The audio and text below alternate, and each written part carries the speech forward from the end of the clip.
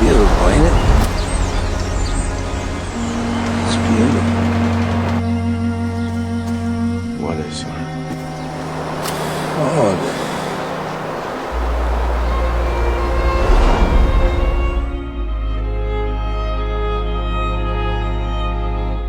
जो भी वीडियो अभी आप देखे that was shot on this setup.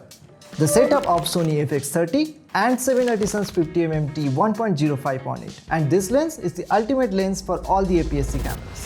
So 7-Edison's 50mm T1.05 का प्राइस 28,500 है, इसका वेट 679 ग्राम्स का है एंड 82mm फिल्टर डायमीटर के साथ आने वाला एक APS-C लेंस है. Yes, clearly comparing to the Sony AE 50mm f1.8, ये लेंस बहुत ज़्यादा हेवी वेटेड है एंड इसमें ऑटो फोकस भी नहीं है. So why am I calling it the ultimate film makers tool kit? Let's find out. अगर मैं इसकी बिल्ड क्वालिटी की बात करूँ तो ये मेटल फिनिश के साथ आता है जिसके लिए बहुत ज़्यादा प्रीमियम फील देता है.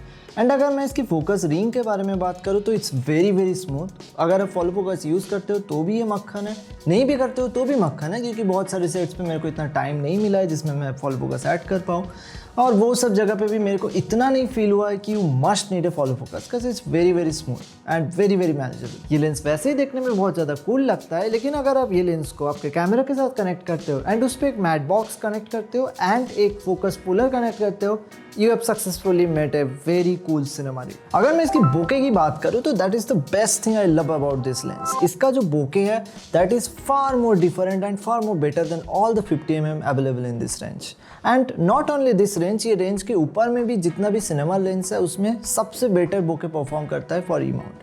अगर मैं T1.05 के बारे में बात करूँ, आपको 1.8 इजीली मिल जाएगा, 1.4 मिल जाएगा, 1.2 भी मिल जाएगा, लेकिन 1.05 इज़ एन एक्सट्रीम नंबर क्योंकि बहुत ज़्यादा बोके देता है जिसमें ये बहुत ज़्यादा ओपन अप भी होता है. एंड 1.05 में जो सीन में इंटीमेसी क्रिएट होता है दैट इज़ इनसेन. लाइक आपको अगर स्पेसिफिक कोई सीन चाहिए जिसमें बस इतना पोर्शन बोके में है एंड स्लाइड मूवमेंट पे ही ये आउट ऑफ फोकस चला जाए and all, for that kind of scenes ये परफेक्ट एपर्चर है. एंड इसका जो बोके है वो बहुत ज़्यादा अच्छा है. बट नॉट ओनली T1.05, इसका जो बोके का जो कैरेक्टर होता है वो एक्सट्रीमली ब्रिलियंट है. I love the bokeh character of this lens.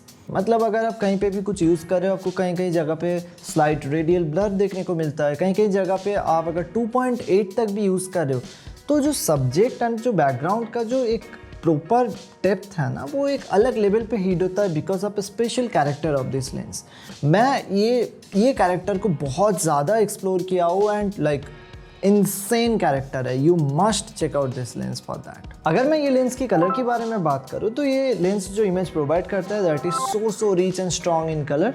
And अगर आप नॉर्मली इसको Rec 709 कन्वर्ट भी करते हो तो image look so good. Now let's talk about the flare. इस लेंस का जो फ्लेयर है उसमें भी बहुत अच्छा कैरेक्टर है. Like it's spherical but it's very good. जब भी मेरे को टाइम मिलता है डायरेक्ट सन को शूट करने का या डायरेक्ट लाइट सोर्स को शूट करने का, I always try to find a way, क्योंकि ये लेंस का जो फ्लेयर्स है इट फील्स सो सिनेमैटिक.